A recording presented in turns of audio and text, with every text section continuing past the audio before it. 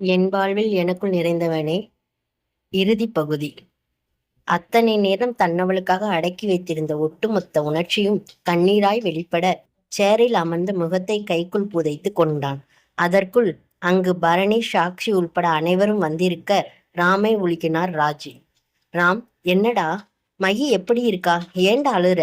அவன் வாய் திறப்பதற்குள் உள்ளிருந்து குழந்தையை குழப்பாட்ட நர்ஸ் எடுத்து செல்ல ராம் சிரித்து கொண்டே, உன் பேரந்தாம்மா குளிக்க போறாரு என கூறி கண் சிமிட்ட அனைவரும் மகிழ்ச்சியில் ராமிற்கு வாழ்த்து சொல்ல, விஜிக்கு கண்களிலோ ஆனந்த கண்ணீர்.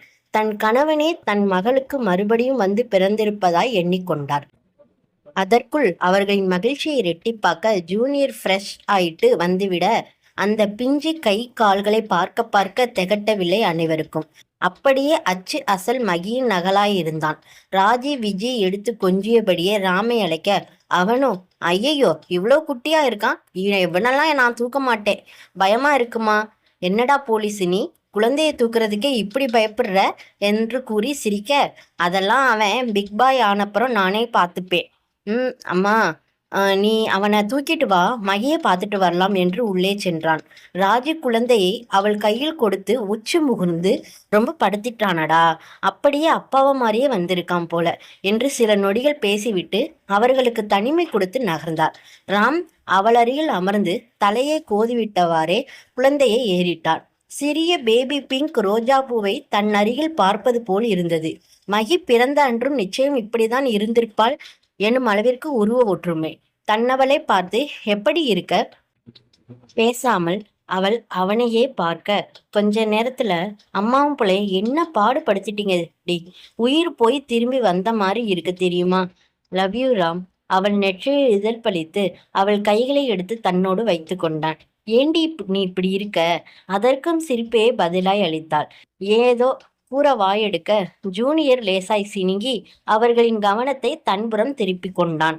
சிறிது நேரத்தில் பரணி, சாக்ஷி, தன்வி அனைவரும் மகியை பார்த்துவிட்டு மண்டபத்திற்கு சென்றனர். அமர்நாத் அவர்களை அமர்நாத் பவனிற்கு அழைக்க, பரணி வாய் திறக்கும் முன் சாக்ஷி, தாத்தா தப்பா எடுத்துக்காதீங்க, நான் பரணி வீட்டுக்கே போறேன், நாளைக்கு காலையில விருந்துக்கு வரேன், இனி SM குரூப்ல நானும் ஒரு எம்ப்ளாயி தான், அதர்வா அங்கிள் வர வரைக்கும் உங்களுக்கு உதவியா நான் வேலை பார்க்குறேன், மற்றபடி எனக்கும் அந்த சொத்துக்கும் எந்த சம்பந்தமும் இல்லை, ப்ளீஸ் தாத்தா, எனக்கு அந்த லைஃப் தான் பிடிச்சிருக்கு என அவர் தோளில் சாய்ந்து கொள்ள, பரணியோ கரை தாண்டிய காதலோடு பார்த்தான் அவளை. அமர்நாத்திற்கோ தன் வளர்ப்பை நினைத்து பெருமையாய் இருந்தது. பரணியை பற்றி தெரியும் என்பதால் அவர் ஏதும் கூறவில்லை. தன்வியும் ராஜியும் சேர்ந்து பரணியின் வீட்டில் அன்றைய இரவுக்கான ஏற்பாடுகளை செய்து கொண்டிருந்தனர். சாட்சியை தயார் செய்து உள்ளே அனுப்பி வைத்தனர். எக்கச்சக்க எண்ணங்களோடு உள்நுழைந்தவள் பரணியின் கவலையான முகத்தை பார்த்து பயந்து விட்டாள். என்னாச்சு பரணி, ஏன் ஒரு மாதிரி இருக்கீங்க? உன் முடிவில் உனக்கு சந்தோஷமா சாக்ஷி? எதை பத்தி கேக்குறீங்க? தாத்தா கிட்ட பேசுனதுல தான் கேக்குறேன். நீ வசதியா வளர்ந்தவ, எனக்காக இப்படி ஒரடியா கஷ்டப்படணுமா? கொஞ்ச நாள் வேணும்னா அங்கேயே இருந்துடலாமா நாம 2 பேரும்? ஏன்பா, என்னாச்சு உங்களுக்கு? அதெல்லாம் ஒன்றும் வேண்டாம். எனக்கு நீங்க தான் முடிவு பண்ணதுக்கு அப்புறம் உங்ககிட்ட இருக்கிறத வச்சுதான் வாழணும். அதை விட்டுட்டு அங்க போய் இருக்கிறது என் புருஷனுக்கு நான் பண்ற அவமானம். ஏன் இப்படி தேவையில்லாம ஏதேதோ யோசிச்சுட்டு இருக்கீங்க? லவ் யூ சாக்ஷி என அவள் கரத்தை தன் நெஞ்சின் மீது வைத்து கொள்ள, அப்பா இத்தனை நாள்ல இப்பயாவது லவ் சொல்லணும்னு தோணுச்சே என்று கூறி அழகாக சிரிக்க, அவர்களின் இல்லறமும் இனிமையாய் தொடங்கியது. 15 நாட்களுக்கு பிறகு. மகி ரெடியா? எவ்வளவு நேரம்? குட்டி பையனே ஸ்கூலுக்கு போயிடுவான் போல நீ பேர் வைக்கிறதுக்குள்ள, வா சீக்கிரமா என தன்வி வெளியில் இருந்து குரல் கொடுக்க, ராம், மானம் போகுது, விடுங்கப்பா. இருடி, ரொம்பதான், இன்னைக்கு என்ன ஆனாலும் நான் விடுறதா இல்லை. ஒரு IPS ஆபீசருக்கே தண்ணி காட்டுது, விட்டுருவேம்மா? நீங்க நினைக்கிற மாதிரிதான் அங்க ஒண்ணும் நடக்கல. தலையில் கை வைத்து நின்று கொண்டிருந்தாள் மகி. கடந்த 1/2 மணி நேரமாக அவளுக்கு புடவை கட்டி விடுவதாக கூறி அவளை படாத பாடு படுத்தி கொண்டிருந்தான். சற்றே பொறுமை இழந்தவள் ராமிடம் இருந்து விலகி சட்டென ரெடியாகி அவனையும் இழுத்து கொண்டு வெளியே வந்தாள். அங்கு அவர்களின் ஜூனியர் ஏற்கனவே ரெடியாகி பாட்டியின் மடியில் சமத்தாய் உறங்கிக் கொண்டிருந்தான். ஐயர் ராமிடம் குழந்தையை பெயரை கேட்க அவன் மகியை பார்த்தான். அவனுக்கு நிச்சயம் தெரியும் மகியிடம் இதற்கு விடை இருக்கும் என்று. தன்னவனை நோக்கியவாறே பெயரை ஆசையாய் கூறினாள். கிருஷ். அனைவரும் அவனின் குழந்தையின் பெயரை கூறி அழைக்க அனைவருக்கும் பிடித்தும் போனது. இரவு சில வேலைகளை முடித்துவிட்டு ராம் அறைக்கு வர தாமதமாக மகி இன்னமும் உறங்காமல் வானத்தையே வேடிக்கை பார்த்து கொண்டிருந்தார். ஏய் பொட்டிமா, இன்னும் தூங்கலையான? பின்னிருந்து அவளை அணைத்து அவள் கழுத்தில் முகம் புதைத்தான். என்னப்பா நீங்க ஏன் எதுவும் நேம் செலக்ட் பண்ணலையா? ஏன் என்ன சொல்ல சொன்னீங்க? இதத்தான் இவ்வளோ சீரியஸா யோசிச்சுட்டு இருந்தீங்களா மேடம்? சொல்லுங்க. இதென்ன பெரிய விஷயம்? 10 மாசம் கஷ்டப்பட்டு சுமந்து உயிர் போற வழிய அனுபவிச்சு அவனை பத்திரமா இந்த உலகத்துக்கு கொண்டு வர தெரிஞ்ச உனக்கு அவனுக்கு பேர் வைக்க தெரியாதா என்ன? அதான் உன்கிட்டயே அந்த பொறுப்பையும் கொடுத்துட்டேன் என மென்மையால் அவள் கன்னத்தில் இதழ் பதித்தான். அவள் அவனிடம் ஏதோ கூற வர, நீ போலீஸ்காரன் பொண்டாட்டிதான், அதுக்காக கேள்வி மேல கேள்வியா கேட்டுட்டு இருக்காத, போய் ஒழுங்கா படுத்து தூங்கு, உடம்பு தேர வேண்டாமா? முன்னையாவது என்ன மட்டும்தான் பார்த்துக்கிட்ட, இப்ப இன்னொருத்தரையும் வேற பார்க்கணும், அதுக்கு நீ தெம்பா இருக்கணும், வந்து படு. ராமின் இதய துடிப்பை கேட்டுக்கொண்டே தூங்கிவிட்டாள்.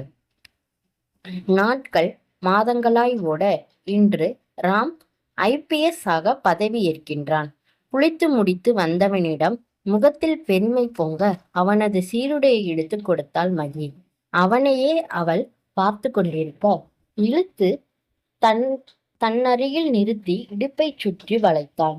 ஏண்டி, என்ன போலீஸ்காரனே சைட் அடிக்கிறியா? அவன் சட்டையை பட்டனை பூட்டி விட்டு படியே தன்னவனை கண்களை நேராக நோக்கினாள். ஏன் புருஷனை நான் சைட் அடிக்காம?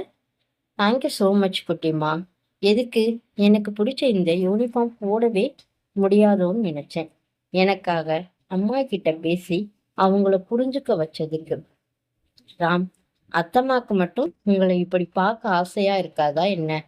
உங்க மேல இருக்கிற பாசத்துல ஏனோ ரொம்ப பயந்துட்டாங்க, இப்ப புரிஞ்சுக்கிட்டாங்க. இதுல நான் ஒன்றும் பண்ணல.